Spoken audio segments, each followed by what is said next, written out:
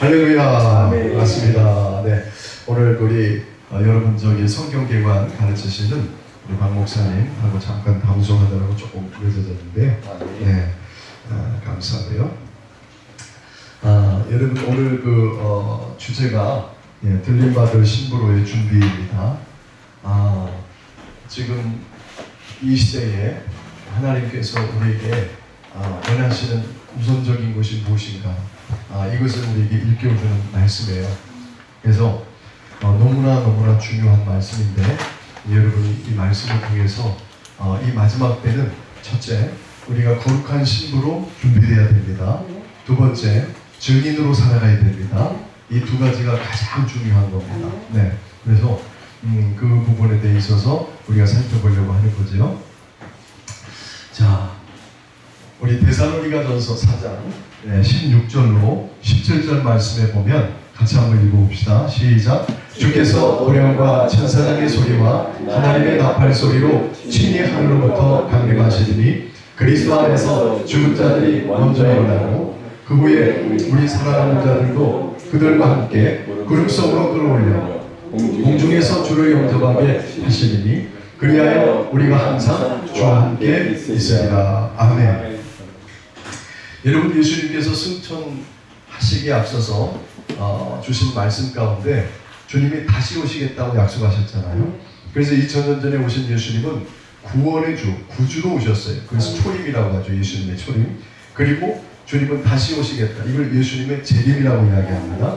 재림. 그래서 예수님의 재림은 심판주로 오시는 거예요. 초림은 구세주로, 구주로 오시는 거고, 구원주로 오시는 거고, 재림은 심판주로 오시는 것입니다. 동시에 또 재림은 예수님, 신랑 되신 예수님께서 이제 거룩한 신부된 자를 데리러 오시는 것이기도 합니다. 그래서 우리가 예수님이 오시는 것을 목적을 분명하게 알아야 된다는 거죠. 자, 그런데 제자들이 예수님께 이런 질문을 드렸어요. 그러면 주님이 주의 날이 언제 임할 것입니까? 그렇게 질문했을 때 예수님께서 이렇게 말씀하셨어요. 때와 시기는 너희 알 바 아니요 아버지께서 자기 권한에 두셨으니. 네. 그러니까 때와 시기는 하나님 아버지께서 주권적인 자기 권한에 두시고 그것은 계시하지 않는다는 말씀이에요. 네? 여러분, 성경에 얼마나 명확하게 예수님께서 앞으로 예수님이 오시는 때가 언제다, 몇 년, 몇 월, 며칠에 예수님이 오신다, 이 문제로 얼마나 많은 미혹과 논란이 있을 것을 미리 아시고 제자들의 질문에 명확하게 이것을 답을 주신 거거든요. 네? 그러니까 어느 누구도 때와 시기, 정확한 날짜와 시간을 알 수 있어요, 없어요? 없어요. 분명히 주님이 이렇게 말씀하셨음에도 불구하고 여러분, 우리가 이 시대를 경험하면서 거의 대부분 세기 말이 되면 이런 종말론, 이런 잘못된 이런 재림론, 이런 것들이 막 미혹하면서 일어나면서 몇 년, 몇 월, 몇 시에 예수님이 오신다고 그랬다. 대표적인 사건이 우리나라에서도 일어났죠. 다미선교회라고요. 이장님 목사가 하실 거예요. 원래 이 사람은 생명의 말씀사에서 그 번역 일을 하던 분이었어요, 이분이. 그런데 이제 이분이 이제 어떻게 이런 일에 이제 빠져들게 돼가지고 그런데 이제 그 단초가 됐던 사람들이 어떤 환상과 어떤 예언과 이런 걸 통해서 이제 하나님의 어떤 역사를 체험한다는 그런 사람들이었어요. 특히 아이들 가운데 영안이 열려서 뭐 천국과 지옥을 갔다 오고 뭐 이러고 이런 애들이 이제 이분하고 이제 연결돼가지고 이제 이렇게 저희가 되는데, 그 애들을 통해서 예수님이 환상 가운데 나타나셔서 그 당시 뭐 몇 년도인가요? 1999년도인가? 아무튼 그 몇 년도 10월 며칠 날 예수님이 오신다.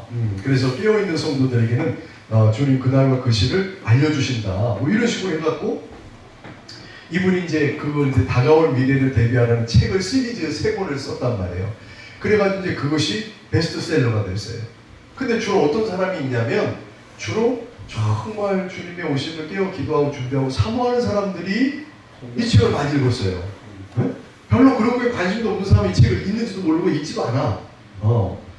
그런데 이분들이 이제 거기에 이제 빠져들어가기 시작한 거예요. 빠져들어가기 시작한 거예요. 그래서 여러분, 잠언의 말씀을 보면 이런 말씀이 있습니다. 지식 없는 소원은 선치 못하고 하나님의 진리라는 참된 지식이 없는 열심, 그 열정은요 선하지 않다는 거예요. 여러분 우리가 사울이 이제 바울 되기 전에 얼마나 열심히 특심이었습니까? 그런데 예수 그리스도를 아는 참된 계시적 지식이 있었어요? 없었어요? 없었으니까 예수를 뭐라고 생각해요? 이단의 괴수라고 생각하고 예수 믿는 자들을 다 잡아 가두는 것이 하나님의 뜻이라고 자기는 확신하고 그 일에 열심을 내고 특심으로 했단 말이에요. 그러니까 여러분 우리가 신천지도 그렇고 이런 이단 사이비 집단들 보면요 열심히 정말 특심인 사람들 많습니다. 그렇죠?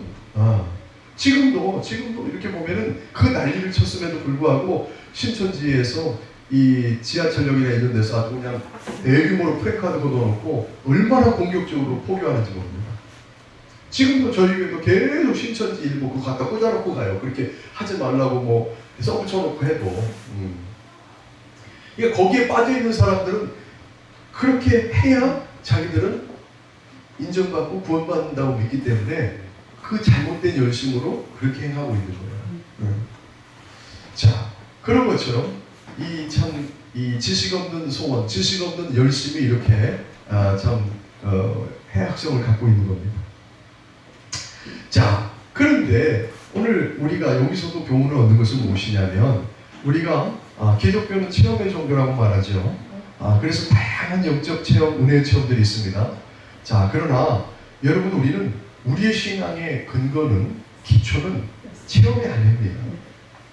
체험은 보조적인 은혜의 수단이지 본질적인 요소가 아니에요. 본질은 뭐예요? 하나님의 말씀이에요. 그래서 요한복음 1장에 우리가 1장 1절에 태초의 말씀이 계신 이 태초에라는 말이 헬라어로 아르케라는 말인데 우리 전에 그 의미를 알았죠. 모든 것의 시작에, 모든 것의 기초에, 모든 것의 중심에 그 의미가 아르케의 의미예요. 말씀이 계십니다.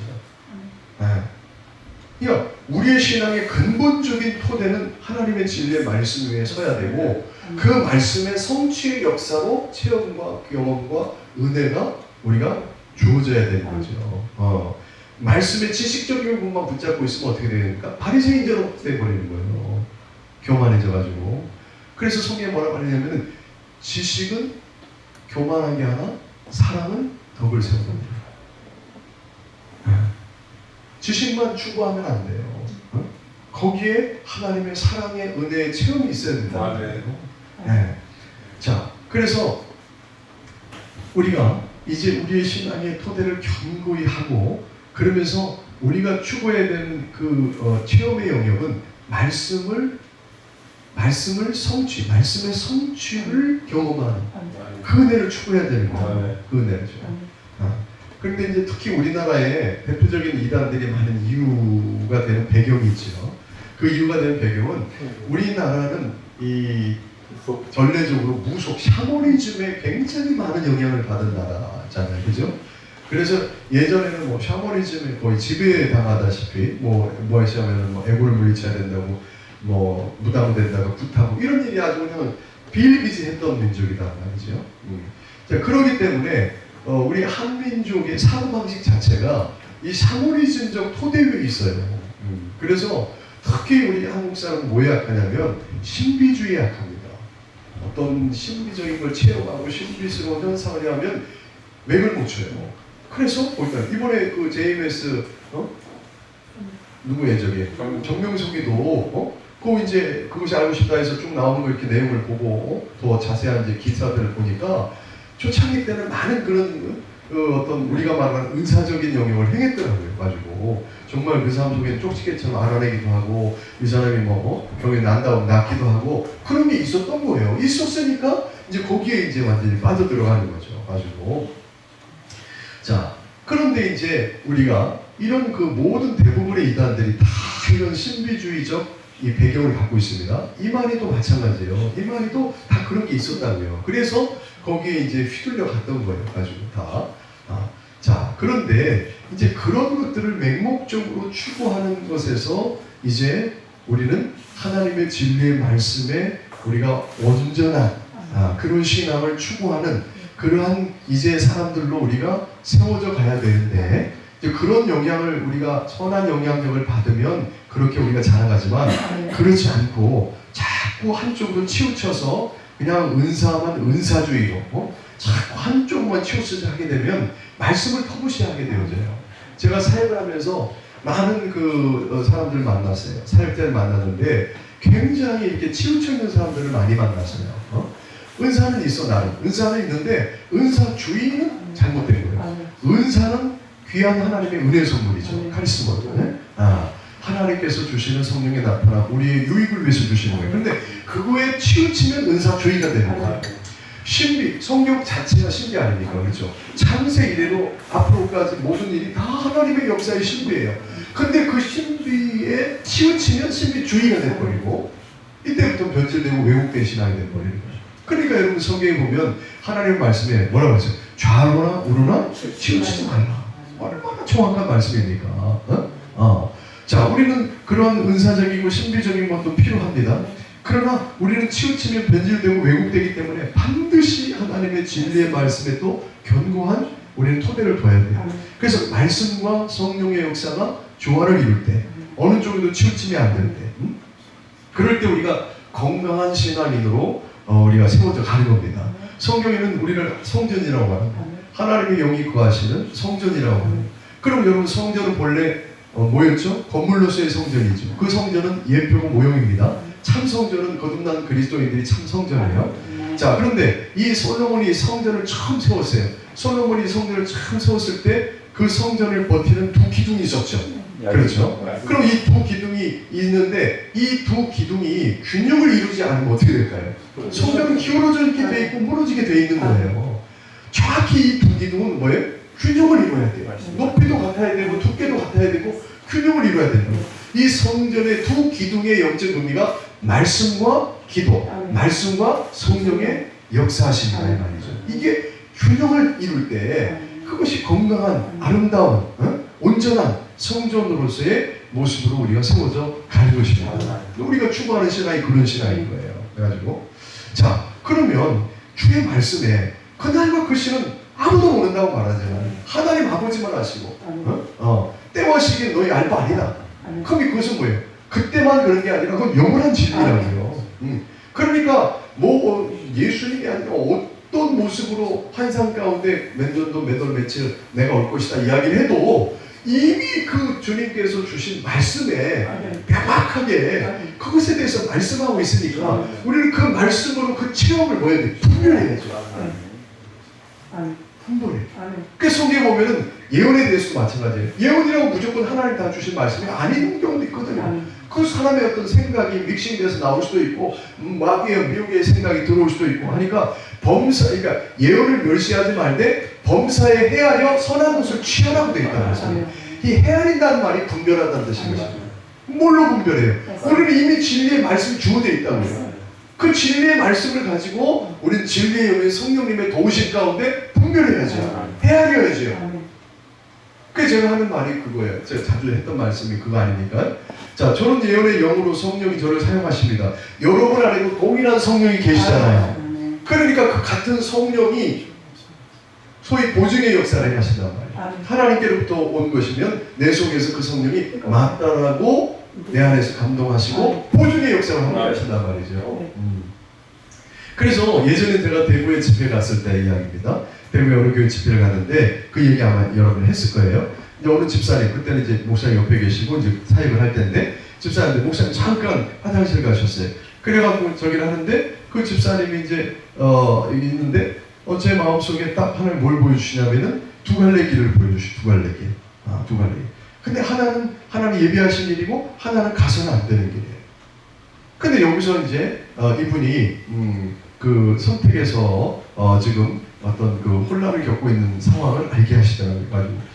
그래서 제가 그 얘기를 했죠. 그 얘기를 했더니 이분이 이제 목사님이 이제 잠깐 자리를 비우다 보니까 잘 눈치를 보더니 사실은요 목사님 제가 지난달에 오셨던 또 어느 목사님 통해서 이제 거기 이제 한 달에 한 번씩 이렇게 목사님들 모셔가지고 이제 은사 있는 목사님 모셔가지고 이제 집회를 하더라고요.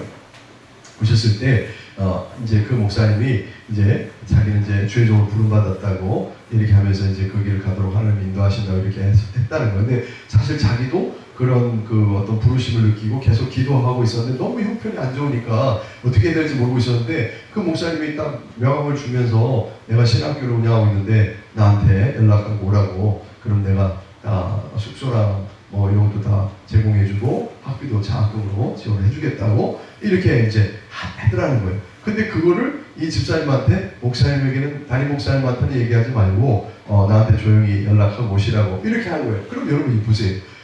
이게 말이 되는 얘기냐고요. 그렇잖아요. 그죠? 아니 엄연히 담임 목사가 있고 그 담임 목사의 어떤 붙여진 양으로서 저기라면, 만약에 그게 정말 하나님께로부터의 어떤 메시지라면은 담임 목사님한테 얘기를 해서 이 집사님이 하나님 뜻이 이런 것 같으니까 목사님 기도해 보시고 만약에 저기 할 거 있으면은 우리 신학교로 이게 맞죠? 그렇죠? 왜 담임 목사님한테 얘기하지 말고 조용히 나한테 연락 오는? 이건 완전히 양도둑질이에요. 도둑질하는 건 마귀의 역사입니다. 이게. 그러고 돌아다니는 사역자들이 많아요. 가지고. 그래가지고 그 얘기를 하는 거예요. 그래서 제가 그랬어요. 단호하게 얘기했어요. 집사님, 절대 하나님 그렇게 역사하는 분이 아니에요. 하나님은 결과만 좋으면 다 좋다가 아니에요. 그 과정도 선하고 어려워야 돼요. 하나님 본질적으로 어렵고 거룩하신 하나님이에요. 여러분 한국교회 안에 이 세속주의가 얼마나 많이 들어왔는지요? 뭐든지 결과만 좋으면 다 좋대요. 수단 방법을 가리지 않고 사람 불러다가 앉혀놓고 전도라는 미명 안에 앉혀놓고 한다 이 말이에요. 그리고 교회만 부흥하면, 머리 숫자만 채우면 된다는 거예요. 하나님 경우에. 여러분 하나님 그 영광 받으실까요? 아니에요. 우리 절대 거기 미혹되면 안 돼요. 사람의 힘으로 그 사람을 거듭나게 하시나요? 할 수가 없어요. 그건 하나님의 주권적인 하나님의 역사예요. 백날 수십 명 수백 명 데려다 나오십시오. 그 사람들이 거듭나서 진정한 믿음을 갖고 주는 믿는 섬기는 자로 설 수 있는지. 그 가운데 택한 자만 성령이 일하심 속에서 거듭나서 주를 믿고 따르는 거죠. 나머지는 어떻게 되는 거예요? 교회만 왔다 갔다 하는 종교인이 되어버리는 거예요. 종교인이 되어버리는 거예요. 그러니까 하나님의 일을 어떻게 자꾸 자기가 하려고 합니다. 제자들이 오늘날 예수님께 와서 이렇게 묻지 않습니까? 주님, 우리가 어찌하여야, 무슨 일을 해야 하나님의 일을 하오리까? 제자들의 질문의 요지는 도대체 무슨 일이 하나님의 일입니까? 우리 가서 뭐 전도할까요? 우리 뭐 가서 신방할까요? 그걸 묻는 거였는데, 예수님은 제자들의 질문에 이렇게 답변하셨어요. 하나님의 보내시자를 믿는 것이 하나님의 일이다. 너희가 뭘 하는 그 일이 하나님의 일이 아니라 하나님의 일은 하나님이 하시고 그 하나님께서 그 일을 하신다는 걸 믿는 게 하나님의 일이라는 거예요. 그러니까 본질적으로 하나님의 일은 하나님이 하시는 거예요. 전도도 하나님이 하시는 거고 모든 게 하나님이 하시는 거예요. 우리는 그 일에 도구로 쓰임받을 뿐이에요. 근데 이것을 본질이 왜곡이 돼가지고 주객이 전도돼가지고 마치 자기가 하나님의 일을 하는 것처럼 착각하며 살 때가 얼마나 많냐는 거죠. 이게 잘못된 거죠. 그렇죠? 자, 그래서 어쨌든 이런 상황에서 이제 그분이 이제 그런 상황이 있는데, 그리고 나서 이제 식사를 하러 갔어요. 제가 이제 그 얘기를 했다고 그랬잖아요. 가지고 절대로 그건 하나님의 일이 아니고 하나님의 방법이 아니고 하나님 그런 하나님이 아끼십니다. 집사님 절대 이것도 정말 정신 차리고 이거 잘 저기 하셔야 됩니다. 그렇게 가는 게 절대 하나님 뜻이 아니에요. 왜 하나님께서 저에게 이 지금 예언을 하게 하시고 이걸 보게 하셨을까요? 하나님 뜻이 아니니까 그런 거예요. 집사님 깊이 고민하고 기도해 보세요. 제가 그랬어요. 그리고 나서 이제 식사를 하러 갔는데 이분이 교회 중직자였어요. 그 교회에. 그런데 만약에 그런 식으로 하고 가버리면은 정말 목사님이 크게 상처받고 교회도 크게 힘들어질 것 같더라고요. 그래가지고 제가 이제 이야기를 조심스럽게 했어요. 목사님, 사실 아까 목사님 잠깐 화장실 가셨을 때 하나님 이걸 보여주셔가지고 이렇게 물었더니 이 집사님이 이래 해가지고 이런 생각을 좀 갖고 있는 것 같더라고. 그랬더니 목사님 막 버럭 화가 나고 좀 이제 성격이 좀 와일드하신 분이었거든요. 그래가지고 막 이제 씩씩거리시는 거예요. 그래가지고 그 목사님을 그냥 매장을 시켜야 된다고 그런 사람이 주의종이라고 그러고 다니시면서 막 이제 씩씩거리고 그러시더라고요. 제가 그랬어요.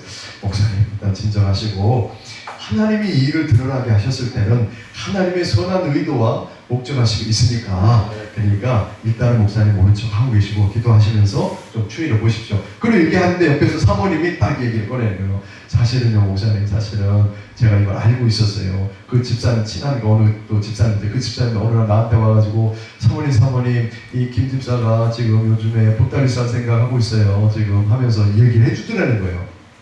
그래서 사모님도 걱정이 돼가지고 혼자 벙어리 냉가슴 기도만 하고 있었다는 거예요. 목사님 성격을 아니까. 그러고 있었는데 이제 딱 그 얘기가 된 거예요. 가지고 그래가지고 이제 처음에는 저기 하다가 좀 많이 이제 누구를 들으셨어요. 가지고 그럼 목사님 어떡할까요? 일단은 목사님 모른 척하고 계시고 이제 우리 다 함께 기도하면서 하나님이 선하게 인도해 주시고 기도하면서 좀 보시자고 추임을 분명히 하나님이 역사하시는 거라고. 예, 그리고 올라왔어요. 그리고 이제 올라왔는데 얼마 있다가 이제 한 일주일 지났나요? 아무튼 얼마 있다가 그 목사님한테 전화가 왔어요. 전화가 와서 아유 목사님 그래서 그때 그 집사 있잖아요. 그래요. 참 어떻게 됐어요? 이거 하나님이 참 기가 막히게 역사하셨어요. 어떻게 역사하셨는데요? 며칠 있다가 이 집사가 자기를 찾아왔대. 자기를 찾아와가지고 목사님 저 사실은요 이러면서 이제 다 실토를 하는 거야 가지고. 자 그런데 이 목사님이 무슨 이야기를 하냐면 그러는 거예요.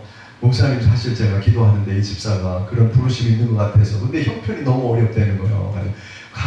학교 갈 형편도 안 되고 그래갖고 교회에서 이제 후원하는 사역자로 장학금으로 이렇게 학비를 보조해주고 이렇게 해가지고 공부를 좀 시키려고 제가 기도를 하고 있었습니다. 그러는 거 해가지고 그래갖고 이제 그 얘기를 이제 그 집사한테 하니까 집사가 막 눈물을 흘리면서 이제 그것도 모르고 자기는 그렇죠? 그 순간에 그냥 그 잘못된 세치의 그 미혹의 말에 넘어가서 어멍기로 갈 뻔했잖아요, 그죠? 이미 하나님은 선한 방법으로 다 섬기는 교회 담임 목사님 통해서 기도의 감동을 통해서 이 목사님을 교회에서 장학금을 줘서 지원하고 이렇게 할 생각을 하고 있었는데, 그래가지고 이제 그 이후로 더 충성하는 일꾼이 돼갖고 열심히 헌신하고 또 그래서 이제 교회에서 지원을 해갖고 신학교를 보내려고 한다고 그러더라고요. 해가지고 이게 하나님의 방법이에요.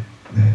자, 그래서 항상 우리가 하나님의 뜻 가운데 나아가고자 할 때 이 사단 마귀는 온갖 올무를 우리 앞에다가 두고는 우리를 미혹해서 우리가 거기에 쏘가닥하고 넘어가면은 착 찡겨가지고 우리를 실종하게 만들고 어그러진 길로 가게 만들고 이렇게 만드는 겁니다. 그래서 때로는 이제 그런 것들이 이렇게 오는 거예요. 그러면 그 양반도 뭐를 했어요? 예언 사역이라고 했잖아요. 그렇죠? 그러면 그런 이야기를 할 때 어떻게 해야 돼요? 분별해야죠. 분별해야죠. 무조건 나오는 말이 다가 아니에요. 그 나오는 말이 하나님의 거룩한 성품에 합당한가, 하나님의 말씀에 합당한가 이걸 봐야죠. 가지고 그런데 맹목적으로 받아들이는 거예요. 왜? 자기가 지금 그걸 고민하고 기도하고 있었는데 그렇게 좋은 조건을 제시하니까 얼큰이 이게 하나님의 예비하신 길인 것 같다 라고 가는 거예요. 그런데 그 일 자체가 불의하잖아요. 네. 방법 자체가 불의한 방법이잖아요. 그죠? 그런데 많은 사람들이 뭐만 생각한다고요? 결과만 줘버려요. 할렐루야. 하나님께 영광 돌리는 거고. 이게 아니다는 거예요, 이걸 명확하게 해야 된다는 거예요, 가지고. 자, 그래서 바로 우리가 이 종말의 시점에 대한 것도 바로 그와 같은 것입니다. 그와 같은 거예요. 그런 신비적인 현상과 이런 걸 통해서 주님이 나타나가지고 내가 사실 이거 다 때와 시기 모르지만은 특별히 내 택한 자녀들한테는 알려주는 거라는 거예요. 그런 게 어디 있어 성경에? 그런 말씀이 없잖아요 전혀. 있다고 한다면 바울이 그런 말을 했어요. 자, 그 때가 너에게 임함이 마치 도적같이 임할 줄을 너희가 아니라 그랬어요. 그러나 너희에게는 그 일이 도적같이 임하지 아니하리니 너희는 어둠에 속하여 있지 않고 낮에 속하고 빛에 속하였기 때문이다. 그 얘기를 했단 말이에요. 근데 그 말씀이 그럼 너희한테는 그 때와 시기를 정확히 알려던 그 뜻이 아니라 이미 주님께서 말씀으로 마지막 때에 대한 뭘 주셨어요? 징조를 주셨잖아요. 징조를. 그렇죠? 이 휴거가 일어날 이 마지막 때에 징조에 대해서 마태복음 24장 3절로 8절에 이미 말씀을 주셨어요. 같이 읽어봅시다. 예수께서 가나안 산에 앉으셨을 때에 제자들이 조용히 와서 이르되 우리에게 이르소서 어느 때에 이런 일이 있겠사오며 또 주의 임하심과 세상 끝에 그렇죠? 세상 끝에는 무슨 징조가 있으니까 그러니까 예수께서 대답하여 이르시되 너희가 뭘 받지 않도록 주의하라? 사람의 미움을 받지 않도록. 예수님이 오시는 심히 가까운 때에 대한 첫 번째 징조가 뭐라고요? 미혹, 사람의 미혹. 사람의 묘. 지금 우리가 그걸 보고 있잖아요. 네. 제메스, 정명수, 신천지, 이만희만 어마 자칭 우리나라의 자칭 예수 메시아라고 자칭 주장하는 사기꾼들이 100명이 넘는다는 거 아닙니까 지금? 크고 작은 이단들 사이비들이 정확하게 지금 그 징조가 응하고 있어요. 이거 하나만 봐도 지금 얼마나 주의 오심에 가까운 때인가를 통계를 알 수 있는 거예요. 네. 많은 사람이 내 이름으로 와서 누구 이름으로요? 예수 그리스도. 예수 그리스도 이름으로 와서 나는 그리스도. 그래 내가 예수라. 그렇죠. 정명석이 보세요. 이번에 그것이 하고 싶다 영상에 보세요. 자기가 메시아라고 그랬다잖아. 내가 메시아야 그랬다잖아. 나는 그리스도라. 그리스도가 메시아 아닙니까? 히브리어는 메시아고 헬라어는 그리스도니까 많은 사람이 기억하래요. 지금 그 일을 하고 있단 말이에요. 난리와 난리 소문을 듣겠으나 너희는 삼가 두려워하지 말라. 이런 일이 있어야 돼. 아직 끝은 아니니라. 민족이 민족을 나라가 나라를 대적하 일어나겠고 곳곳에 기근과 지진이 있으니 지금 보세요. 러시아 우크라이나 전쟁 또 기근과 지진도 요즘에 얼마나 막 여기저기서 막 펑펑 터집니까? 이전에도 있었지만 갈수록 심해져 가고 있죠. 갈수록. 그 다음에 다른 복음서에 보면은 여기에 추가해서 뭐가 나옵니까? 전염병. 물론 부분적으로 전염병이 있었지만 이렇게 전 세계적으로 이렇게 오랜 기간 동안 코로나에 의해서 이런 전염병은 최근에 일어난 이 코로나 상황이 바로 가장 결정적이죠. 그러니까 그만큼 뭐예요?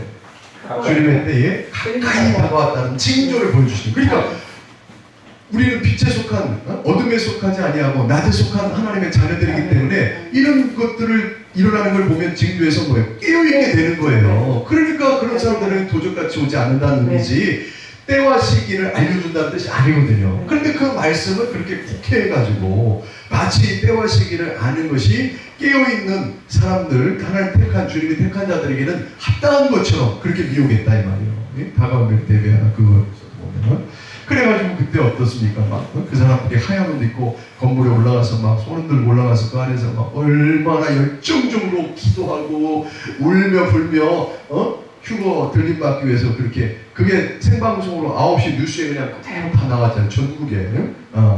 그런데 그 시간이 다 됐어요. 일어났어요? 안 일어났어요? 안 일어났잖아요. 안 일어났어요. 그러니까 그 안에서도 이제 막 난리가 난 거 아닙니까? 그리고 정작 이장님이는 붙들려갔어요. 그 성도들이 헌신한 재물 빼돌려갖고 엉뚱한 데 쓰고 해가지고 했다고요. 그럼 이 사람이 진짜 휴거될 걸 믿었다면은 자기가 어떻게 하고 있어야 돼요? 그 시간에. 당연히 합당하게 준비해야죠. 근데 엉뚱한 딴짓거리 하고 있는 거예요. 그 받은 돈 가지고. 그러니까 그 사실 뭐예요? 이 사람 자체도 사실은 정확히 그 시간에 휴거 안 된다는 걸 자기도 알고 있었다는 거죠. 자, 그래서 아무튼 이제 그러한 일들이 있는데 그런데 이 마지막 때에 요한계시록 19장 6절은 7절에 보니까 예수님께서 주님과 주의 백성들 간의 관계를 성경은 다양한 그러한 비유로 표현합니다. 주님은 선한 목자시고 우리는 주님의 양이죠. 그렇죠. 그 다음 주님은 온전한 우리의 스승이고 또 우리는 주의 제자들 아닙니까? 그리고 또 하나의 표현이 뭐가 있어요? 주님은 우리의 신랑 되시고 우리는 주님의 신부로서의. 그런데 비유적인 표현으로 주님과 우리의 관계를 표현하는데 마지막 때는 가장 중요한 그 표현이 뭐냐면 신랑과 신부의 관계. 신랑과 신부의 관계. 그래서 요한계시록이 그걸 예언하고 있는 거예요. 말씀 19장 6절까지 읽어보면 시작. 또 내가 들으니 허다한 무리의 음성과도 같고 많은 물소리와도 같고 큰 우레소리와도 같은 소리를 했는데 할렐루야 주 우리 하나님 곧 전능하신 이가 통치하시도다. 우리가 즐거워하고 크게 기뻐하며 그에게 영광을 돌리세. 어린 양의 혼인 기약이 이르렀고 그의 아내가 자신을 준비하였으므로 바로 이 어린 양의 혼인 잔치가 무엇입니까? 주님이 세상에 이 마지막 날에 강림하실 때에 택함 받은 자들, 깨어있는 자들을 주님께서 이제 들림받아 그들과 함께 어디로 들어간다는 어린 양의 혼인 잔치에 들어간다는 거 아니에요? 그런데 그 어린 양의 혼인 기약이 이르렀다는 거. 그러니까 정혼한 이제 신랑과 신부로 정혼한 자가 결혼식을 앞두고 있다는 뜻이에요. 한마디로 결혼식을. 그 결혼식을 어린 양의 혼인잔치라고 말하는 거예요. 그런데 그 날이 지금 이르렀다. 가까이 이르렀다. 그런데 그 다음에 중요하죠. 이제 그의 아내가 자신을 준비하였습니다. 자, 여러분 결혼식 날이 가까웠으면 당연히 신부가 준비해야죠. 신랑도 준비해야죠. 근데 주님은 완벽하게 준비되어 계세요. 그러면 이제 우리가 신부인데 우리가 준비되어 있는 것이 가장 이제 중요한 거다 이 말이죠. 자, 그런데 어떻게 준비를 하느냐? 여기 보니까 그의 아내가 자신을 준비했다. 누가 준비해 주는 게 아니에요. 우리가 스스로 신랑 되신 주님 앞에 합당한 신부로 준비해야 된다. 준비를 해야 된다. 그래야 우리는 어린 양의 혼인잔치에 들어갈 수 있는 거예요. 가지고 자, 그러면 이것은 뭐예요? 마지막 때 일어나는 일 아닙니까? 그렇죠? 마지막 때. 그러면 모든 많은 세대가 있지만 특별히 지금은 우리가 말세의 제말이고 주의 오심이 심히, 신랑 되신 예수님의 오심이 심히 가까운 때예요. 한마디로 결혼식이 심히 가까웠단 말이에요. 그럼 결혼식이 심히 가까운 신부에게 있어서는 그 어떤 일보다도 중요한 일이 그 결혼식을 준비하는 일 아닙니까? 그렇죠? 응? 여러분 결혼해보셔서 알잖아요. 그죠? 그때는 만사를 제쳐놓고 결혼식 준비를 하는 거예요. 그래서 뭐 드레스도 맞추고 뭐 이것저것 막 준비를 하지 않습니까? 시간을 내서라도. 지금 우리의 상황이 그렇다는 거예요. 그럼 우리가 지금 주의 오심이 심히 가까운 이때에 우리에게 있어서 가장 우선적으로 중요한 일은 우리가 거룩한 신부로 준비하는 일이에요. 준비하는 일이에요. 왜냐? 그렇게 준비돼야 우리는 어린 양의 혼인잔치에 들어갈 수가 있단 말이에요. 들어갈 수가 있단 말이에요. 그럼 이제 여기서 우리의 이제 질문이 생기는 거예요. 어떻게 뭘 준비해야 되냐? 어떻게 뭘 준비해야 되느냐? 이걸 알아야 준비를 할 거 아닙니까? 그렇죠? 그러면 이 세상에서는 먼저 결혼한 친구들이나 또 선배들한테 물어보고 뭘 준비해야 되는지 물어서 이렇게 하고 예식장도 잡아야 된다, 또 드레스도 맞춰야 된다, 이런 거 해서 준비하는 거잖아요. 그죠? 생판 모르는 사람이 뭐라 하겠어요? 자, 그러면 우리는 거룩한 신부로 뭘 준비해야 되는지 어디에 나와 있을까요? 성경에 나와 있어요. 성경에. 그러니까 우리는 다른 데서 그 답을 찾으면 안 되고 성경에서 하나님의 진리의 말씀에서 도대체 우리가 거룩한 신부로 뭘 준비해야 되는지를 거기서 찾아야 된다 이거예요. 그래서 제가 이걸 놓고 하나님이 마음을 강하게 부어주셔가지고 제 자신도 이제 주님 앞에 거룩한 신부로 너무너무 준비되고 싶은 마음을 부어주셔갖고 그래갖고 간절히 기도하면서 이 말씀을 받았어요. 그러니까 주님께서 말씀을 열어주시더라고요. 가지고 그러니까 정말 저는 정말 주님 앞에 눈물로 받았어요. 눈물로 받았어요. 자, 그러면 보세요. 이제 신랑 되신 주님 앞에 우리가 거룩한 신부로 우리가 서서 저 어린 양의 혼인잔치에 들어가야 되는데 들어가야 되는데 도대체 뭘 준비해야 될지 우리는 성경에서 그걸 찾아야 되는데 데살로니가전서 4장 17절 본문에 보니까 다시 한번 읽어봅시다. 그 후에 우리 살아남은 자들도 그들과 함께 구름 속으로 끌어올려 공중에서 주를 영접하게 하시니 그리하여 우리가 항상 주와 함께 있으리라. 결혼식을 앞둔 신부가 가장 만나길 원하고 그 고대하는 사람이 신랑 아닙니까? 그렇죠? 신랑. 우리에게 마찬가지 우리 그리스도인들에게 공중에서 주를 영접하게 하신다. 공중에서. 자, 그러면서 마태복음 24장 40절 41절에 주님 또 이런 말씀을 하신 거예요. 같이 읽어봅시다. 그때가 언제예요? 예수님이 재림하실 때 이 세상이 끝날 어린 양의 혼인잔치가 임박할 때를 말하잖아요. 그때에 두 사람이 받쳐 있으면 한 사람은 어떻게 해요? 데려가고 한 사람은 버려둠을 당하는. 두 여자가 맷돌질을 하고 있으면 한 사람은 데려가고 한 사람은 버려둠을 당한대요. 자, 그러면 여기 데려감을 당하는 자와 버려둠을 당하는 자, 믿지 않는 자들은 이 대상에 속하지도 않아요. 그들은 당연히 버려지지 않는다니까. 그러면 이 말씀은 신랑을 기다리고 있는 사람들에게 해당되는 거예요. 신랑을 기다린다고, 신부로서 신랑을 기다린다고 다 데려감을 당하는 게 아니라는 거예요. 데려감을 얻는 자가 있고 버려짐을 당하는 자가 있다는 거예요. 이게 얼마나 충격입니까? 열처녀 비유의 말씀도 그거 아닙니까? 열처녀는 교회를 상징합니다. 또 믿는 자들을 상징합니다. 신랑 대신 예수를 기다리는데 덕이 오는 거예요. 그래서 다 졸고 있는 거예요. 그런데 갑자기 신랑이 로단 맞으러 나오라 소리와 함께 정신이 바짝 나가지고 하는데 등불의 등이 기름이 다 달아가지고 다 꺼져갑니다. 그런데 지혜로운 다섯 처녀와 미련한 다섯 처녀, 어디서 오냐? 거기서 이제 딱 구별이 되네. 지혜로운 다섯 처녀는 미리 기름을 준비해 놨다가 등에다가 붓고는 불을 밝히고 신랑을 맞으러 나가는데 어리석은 다섯 처녀는 예비된 기름이 없는 거예요. 불은 꺼져가는데, 불은 꺼져가는데. 자, 여기서 등은 하나님의 말씀을 의미해요. 시편에 보면은 시인이 이렇게 말합니다. 주의 말씀은 내 발의 등이요 내 길의 빛이니이다. 말씀이 등인 거예요. 여러분, 우리가 신랑이 오신다는 걸 어떻게 알아요? 우리가 신부라는 걸 어떻게 해요? 다 말씀을 통해서 하는 거 아니에요? 말씀을 통해서. 그냥 열처녀가 다 말씀을 갖고 있었어요. 말씀의 등 갖고 있었는데 말씀만 갖고 있으면 안 돼요. 반드시 뭐가 있어야 돼요? 성령의 충만함, 성령의 기름 부음이 있어야 된단 말이에요. 그래야 빛을 밝힐 수가 있단 말이에요. 그런데 교회가 마지막 때 교회가 이렇게 두 부류로 갈라지는 거예요. 말씀만 붙잡고 있는 교회가 있고 말씀과 성령으로 충만하여 준비되어 있는 교회가 있고 그런 신자들이 있는 거예요.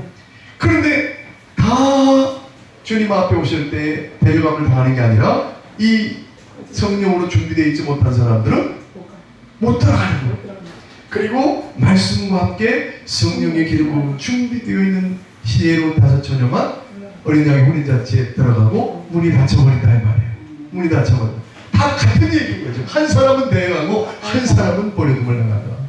그러면 여러분, 저와 여러분도 데려감을 당하는 자가 될지 버려둠을 당하는 자가 될지 둘 중에 하나일 거 아닙니까? 그러면 여러분은 어떤 자가 되고 싶어요? 데려감을 당하는 자가 되고 싶잖아요? 저도 그래요. 저도. 목사라서 데려가고 일반 평신도에서 보내주면 그게 아니에요. 그런 건 전혀 상관없어요. 직임과 직임하고 전혀 상관이 없어요. 준비되어 있느냐? 그걸로 구별이 되는 거예요. 준비되어 있느냐? 거룩한 신부로 준비되어 있느냐? 그러니 여러분 이 일이 얼마나 충치해야 됩니까? 다른 일도 다 중요하지만 가장 우선적으로 이 마지막 때 이 말세지마를 사는 성도들에게 있어서 가장 우선적인 일은 우리가 거룩한 신부로 날마다 준비되어 가야 된다는 거예요. 준비되어 가야 된다는 거예요. 자, 그래서 여기 이미지처럼 두 사람 맷돌 가다가 호련히 한 사람은 데려가면 당하는 거예요. 가지고. 그런데 주님 앞에 이 문제를 놓고 주님 그러면 거룩한 신부로 준비되는 게 뭐예요? 뭘 준비해야 돼요? 제가 기도하면서 그렇게 말씀을 읽고 있었는데 주님이 이 말씀을 성령께서 일깨워 주셨어요. 제일 첫 번째. 자, 여러분 생각해보세요. 이 세상의 연인도 부부가 돼서 결혼을 하고 하려면 제일 중요한 게 뭡니까? 물론 어떤 사람은 돈, 배경 이런 건 완전 세속적인 관점이고 사실 본질적인 면에서 제일 중요한 건 사랑 아니에요? 네. 남녀가 사랑하지 않는데 어떻게 부부를 이룰 수가 있어요? 네. 그렇죠? 네. 제일 중요한 건 사랑이에요. 자, 그런데 여러분 생각해보세요. 신부가 신랑을 사랑한다고 해. 그런데 딴 남자를 더 사랑해. 그러면 이 신부로 데려갈 수 있나요? 데려갈 수 없죠. 데려갈 수 없어요. 이거 배터리 다 완전 아이트 바꿨다. 자, 아이트 바꿨다. 그래서 신부를 데려갈 수 없어요. 소강대상이. 신부를. 왜냐하면 딴 남자를 더 사랑하면 어떻게 그 신부를 데려갈 수가 있어요? 그렇지 않아요? 그러면 신부에 있어서 제일 첫 번째 조건은 뭐예요? 누구보다도 나를 사랑하는 사람이어야 되잖아요. 그 말씀을 하셨잖아요, 주님이. 마태복음 14, 37절. 같이 읽어봅시다. 시작.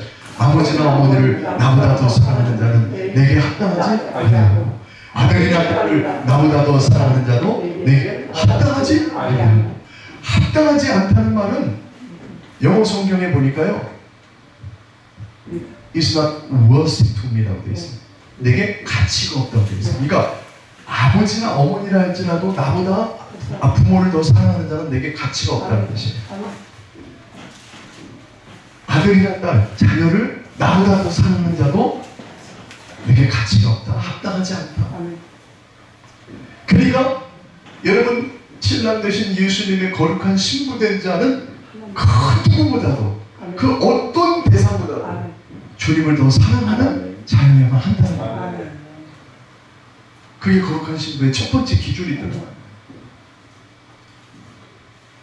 그런데요, 이 질문을 예수님이 부활하신 후에 자기를 3번 부인한 베드로와의 만남에서도 이 질문을 던지셨어요. 요한복음 21장 14절 15절 읽어봅니다. 이것은 예수께서 죽은 자 가운데 살아나신 후에 세 번째로 제자들에게 나타나신 것이라. 그들이 조반 후에 예수께서 시몬 베드로에게 이르시되 요한의 아들 시몬아, 네가 이 사람들보다 나를 더 사랑하느냐. 보세요. 우리는 보통 어떻게 이 말씀을 기억하냐면 시몬의 아들 요한아, 네가 나를 사랑하느냐 이렇게 기억하고 있어요. 주님이 사랑을 하느냐고 물으시면. 그런데 이 말씀은 정확히 어떤 구절이에요? 이 사람들보다 나를 더 사랑하느냐, 이 모든 사람들보다 나를 더 사랑하느냐. 좀 전에 말씀하고 똑같은 의미 아닙니까? 아버지나 어머니를 나보다 더 사랑하는 자는 내게 합당하지 아니하고 아들이나 딸을 나보다 더 사랑하는 자는 내게 합당치 아니하고 지금 똑같은 질문을 하고 계시는 거예요. 여기서 여러분 우리가 거룩한 신부를 첫 번째 우리가 준비해야 될 조건이 뭐예요? 그 누구보다도 그 무엇보다도 우리는 예수님을 더 사랑해요. 믿으십니까? 그렇게 돼야 돼요. 자, 근데 문제는 뭐예요? 내가 과연 그렇게 주님을 사랑하고 있냐는 거예요. 그렇죠? 많은 경우에 우리는 주님을 사랑한다 하지만 부모를 더 사랑하고, 주님을 사랑한다 하지만 자녀를 더 사랑하고, 주님을 사랑한다 하지만 내 일 사업을 더 사랑하고, 그런 경우가 더 많아요. 그리고 이 또한 우리 힘으로 돼야 안 돼요. 안 돼요. 그게 문제지. 그게 문제예요. 자, 여기서 제가 하나님 앞에 답을 얻었어요. 주님, 어떻게 해야 그 누구보다 그 어떤 대상보다 주님을 더 사랑할 수 있습니까? 그것이 예수님의 거룩한 신부로 준비되는 첫 번째 요인인데, 내가 그렇지 못한데, 내 힘으로는 그게 안 되는데 어떻게 해야 주님을 그 모든 것보다 누구보다 더 사랑할 수 있습니까? 라고 물었을 때 주님께서 이렇게 답을 주셨어요. 십자가의 예수를 만나야 한다. 십자가의 예수를 만나야 된다. 로마서 5장 8절에 우리가 아직 죄인 되었을 때에 그리스도께서 우리를 위하여 죽으심으로 하나님께서 자기의 뭐를요? 사랑을 확증하셔야 됩니다. 여러분, 십자가의 예수를 만나면 그 예수 그리스도께서 죄 없는 하나님의 아들이 왜 이 땅에 육신을 입고 오셔서 왜 십자가의 그 고통을 당하시면서 물과 피를 다 쏟으시기까지 그 생명을 다 바치시기까지 십자가에 못 박아 죽으셔야만 했는가? 그거를 우리가 거기서 발견해야 된다는 거예요. 나를 사랑하셔서, 나를 그 누구보다 나를 사랑하셔서 나를 구원하기 위해서. 그러니 여러분, 이 십자가의 예수를 만나면, 이 십자가의 예수를 통한 나를 향한 주님의 사랑을 깨닫게 되면 내가 주님을 사랑하지 않을 수가 없어요. 누구보다도 주님을 사랑하지 않을 수가 없어요. 여러분, 하나님은 어떤 분이시냐면 심은대로 거두게 하십니다. 여러분, 우리가 그냥 어거지로 그런 사랑이 나오는 게 아니라 하나님의 사랑이 나에게 심어진 바 되었을 때, 부어진 바 되었을 때 그것에 대해서 열매 결과로 우리도 하나님을 사랑하게 됩니다. 사랑합니다. 여러분, 이것이 오늘 말씀의 가장 중요한 핵심 메시지입니다. 앞으로 우리가 영성 집회 때 거룩한 신부로 우리가 어떻게 되어야 될지를 우리가 하나씩 주님이 주신 말씀을 통해서 나눌 거예요. 오늘은 그 첫 시간으로 첫 번째예요. 결혼식을 앞둔 신랑 신부로 예비된 자에게 있어서 가장 중요한 것은 그 누구보다도 상대를 사랑하는 것입니다. 그게 본질입니다. 그런데 이 신부가 신랑보다 딴 남자를 더 좋아하고 있다? 여러분, 이것은 용납될 수가 없는 거잖아요. 그 결혼식은 해서도 안 되고 할 수도 없는 거잖아요. 속이고는 할 수 있죠. 속이고는. 근데 실제로 중국에서 그런 일이 일어났단 말이에요. 중국에서 한 청춘 남녀가 결혼식을 하는데 한 여자가 와가지고 나는 팔 만들었어요. 알고 봤더니 이 남자가 이 여자하고도 연애를 하면서 나는 너밖에 없어, 난 너만 산다, 너만 결혼해. 그래놓고 딴 여자하고 결혼식을 하고 있는 거야. 그걸 알고 이 여자가 찾아와가지고 막 그걸 다 드러내고 그러고 한 거예요. 가지고. 그래, 여러분, 그 결혼식이 되겠어요? 파탄이 나버렸죠. 할 수가 없는 거죠. 지금 신랑 되신 예수님이 우리에게 그걸 말씀하시는 거예요. 네가 이 모든 사람들보다 나를 더 사랑하느냐?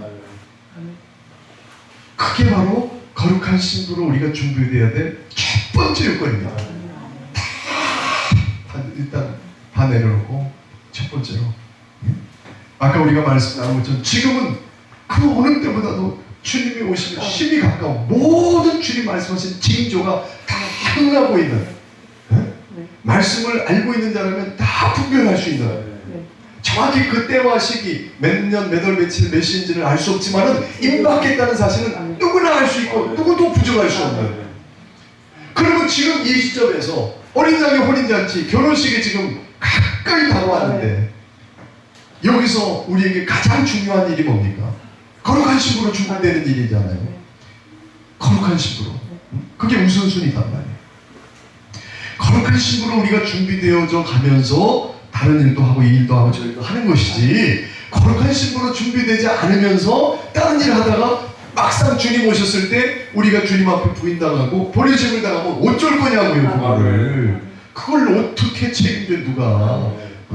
그 끔찍한 환난 속에서 어떻게 믿음을 끝까지 지키며 구원에 이룰 수 있겠어요? 마지막 때는 그렇다고요. 마지막 때는. 그러니 여러분, 우리의 신앙의 삶의 여정에 있어서 거룩한 신부로 준비되는 게 제일 우선 중요한 건데, 오늘 말씀해 보니까 거룩한 신부로 준비되는 제일 첫 번째 조건은 뭐예요? 우리가 누구보다도 그 어떤 대상, 그 무엇보다도 예수 그리스도, 우리의 신랑 되신 예수 그리스도를 더 사랑하는 자로 준비되어야 된다는 거예요. 그런데 그것이 내 힘으로 되는 게 아니고, 노력으로 되는 게 아니고, 주의 말씀이 누구를 만나요? 십자가의 예수. 그냥 예수가 아니죠. 십자가의 예수를 만나요. 십자가의 예수를 만난다는 것은 십자가의 그 예수님이 그 예수님이 나에게 베푸신 그 사랑을 깨닫는다는 거예요. 깨닫는다. 누구 때문에 십자가에 못 박이시고, 누구 때문에 그 고통을 당하시고, 누구 때문에 피를 흘리시냐는 거예요. 나 때문이라는 거예요. 우리라고 말하지 마세요. 그때는. 네? 그 신앙이라는 건 하나님과 1대1 관계, 본질적인 면에서는. 그러니까 우리를 위해서가 아니라 나를 위해서, 그때는 포커스가 나를 위해서, 나를 사랑하셔서 나를 살리기 위해서 예수님이 그 수치와 모욕을 다 당하시고 그 뼈저린 고통을 감내하시는 십자가에 죽으신 거예요. 그러니까 우리는 그 십자가의 예수님을 생각하고 묵상하면서, 왜 예수님이 이 고통을 당하셨는가? 바로 나 때문이야. 이 흉악무도한 죄인된 나를 사랑하셔서 나를 구원하시려고 내 죄악과 허물을 내 대신 짊어지고, 그걸 깊이 깨닫게 되면 여러분, 우리는 주님을 그 누구보다도 사랑하지 않을 수가 없게 된다는 거예요. 없게 된다는 거예요. 눈물로 고백하지 않을 수 없게 된다는 거예요.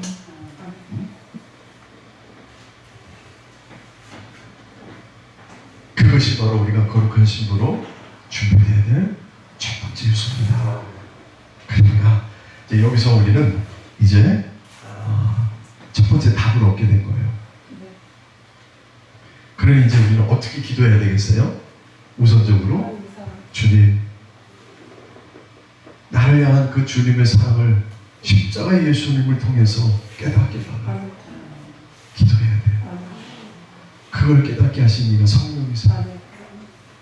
성령이 우리를 그 십자가 예수님 만나도록 인도하시고, 그 십자가 예수님의 사랑이 내 안에 깨달아지도록 역사하시고, 내 속에서 그 사랑을 일으키십니다.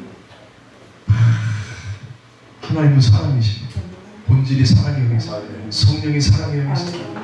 그래서 우리가 그 십자가 예수님의 그 사랑, 나를 향한 그 사랑을 깨닫고 내가 성령으로 충만해지면 내 안에서 감당할 수 없는 주님을 향한 뜨거운 사랑이 올라올 수밖에 없는, 고백할 수밖에 없는, 우리는 반드시 이 단계를 이루어가야 됩니다.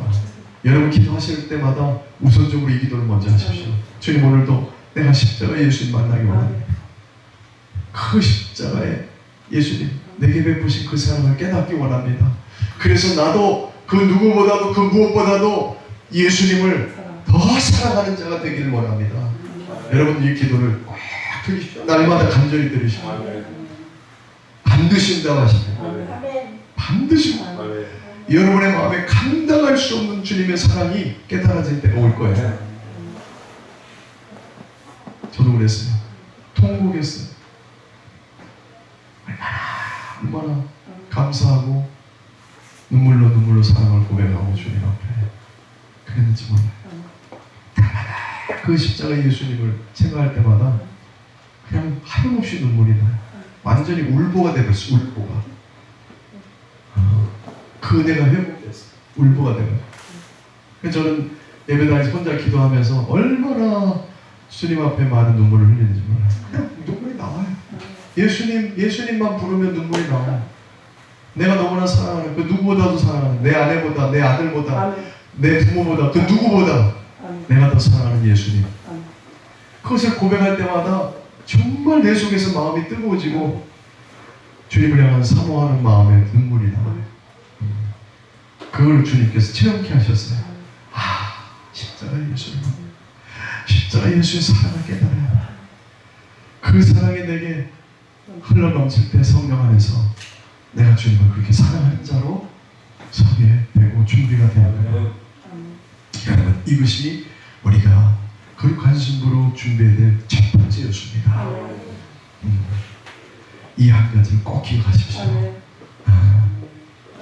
다른 거 다 잊어버려도 상관없어요. 오늘 거룩한 신부로 준비되는 우리의 첫 번째 준비는 그 누구보다 그 무엇보다 예수님께서 사랑. 그렇게 돼야 돼 우리가. 그러려면 어떻게 된다고요? 십자가의 예수님을 만나야 돼. 그 사랑이 깨달아져야 돼. 성령이 그 역사를 하셔요. 그러면 우리는 기도해야 돼요. 몸부림쳐 기도해야 돼요. 성령님 도와주세요. 십자가 예수님 통해서 그 사랑 깨달아주세요. 나를 주님이 어떻게 사랑하셨고 나를 사랑하셔서 십자가에서 그 아픔과 고통을 당하셨는지 깨닫게 해달라고. 머리로는 알죠. 누구는 몰라요. 그죠? 그 사랑이 내 심령에 깊이 깨달아져야 되죠. 바로 우리에게 그것이 필요한 것입니다. 자, 오늘 메시지 여기서 마무리하려고 합니다. 자, 이제 우리에게 주어진 다른 귀한 일들이 많이 있습니다. 다 귀하지 않은 게 아니고 중요하지 않은 게 그렇지만 가장 최우선적으로 중요한 일이 있습니다. 거룩한 신부로 준비되는 일입니다. 언제 오실지 모르잖아요. 오늘 밤 오셔도 하등에 이상할 것이 없어요. 내일 밤 오셔도 하등에 이상할 것이 없어요. 문제는 내가 준비되어 있느냐가 중요한 거죠. 내가 데려감을 당하는 자가 되느냐 버려짐을 당하는 자가 되느냐 둘 중에 하나인데 저는요 솔직히 데려감을 당하고 싶어요. 너무너무 간절했어요. 제가 수년 전에 여러분한테도 아마 그 감정을 얘기했을지 모르지만 금요일날 새벽기도 인도하고 와가지고 잠깐 눈을 붙이려는데 호련히 비몽사몽간에 제 영혼이죠. 아무튼 하늘로 끌려 올라갑니다. 어떤 힘에 의해서. 근데 너무 생생해 주변이 그냥 우리 사는 동네 밑에 내리다 보니까 다 보이고 다 하는데 그런데 하늘로 올라가는 거예요. 하늘로 올라가는데 그 위에 쳐다보니까 하얀 백색의 십자가가 공중에 떠있는데 큰 백색의 십자가인데 거기서 막 지면으로 영광의 광채가 비춰지고 있어요. 그래서 저는 그때 진짜 휴거가 일어난 줄 알았다고요. 너무 실제적인 경험이어가지고 휴거가 일어났네, 휴거구나, 휴거 이러고 있었단 말이에요. 그러면서 손을 하늘로 펼치고 그 힘에 끌려 올라가고 있는데 주변을 보니까요 정말 손으로 세 몇 명인지 소수의 사람만 들려 올라가는 거야. 네? 그러면서 올라가는 중에 주님의 마음이 막 부어지는 거야. 주의 오심이 심히 가까웠는데 신부로 준비된 자가 심히 적다고 하는 애통함의 마음이 막 올려오는데요. 제가 올라가면서 얼마나 많은 눈물을 흘리며 통곡했는지 몰라요. 주의 마음이 부어져요. 그러면서 호련히 이상이 깨어났어요. 진짜 망치로 뒤통수를 한 대 얻어맞은 기분이더라고요. 진짜 일어난 사건처럼 느껴지는 너무 생생한 휴거 체험인데 그것을 통해 주님 메시지를 주신 거예요. 준비된 자가 심히 적다는 거예요. 여러분 지금 이 시대가 그러합니다. 다른 사람 보지 말고 나를 보세요. 나는 지금 준비되어 있는가?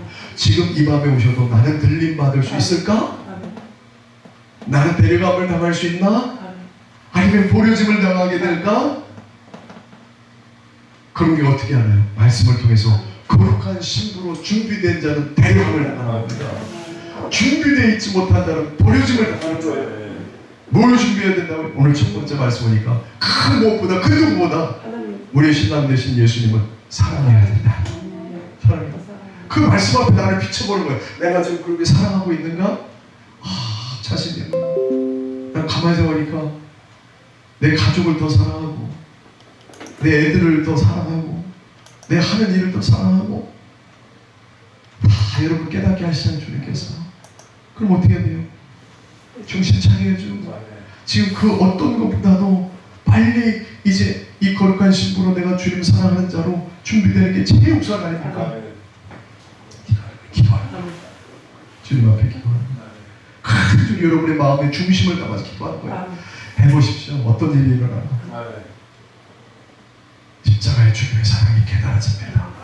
성령께서 역사하십니다. 그래서 우리가 준비되어져 하는 거예요. 자, 이 준비는 주님 오실 때까지 해야 됩니다. 그 시기만 잠깐 감정적으로 동화되어서 하는 것은 가짜예요. 변함없이 그 이후로 변함없이 주님을 향한 뜨거운 사랑, 그 누구보다도 주님을 더 사랑한다는 고백이, 그 마음이 자꾸 우리 안에서 흘러 넘쳐야 됩니다. 첫 번째, 이것을 위해서 기도하시고 우리 모두가 다 주님 앞에 거룩한 신부로 그 누구보다도 주님을 사랑하는 자로 준비되어지기를 간절히 소원합니다. 성경에 보게 되어지면 세상과 짝하는 것이 하나님과 원수됨을 너희가 알지 못하느냐. 세상을 사랑하는 것은 간음하는 거예요. 영적으로 간음하는 거예요.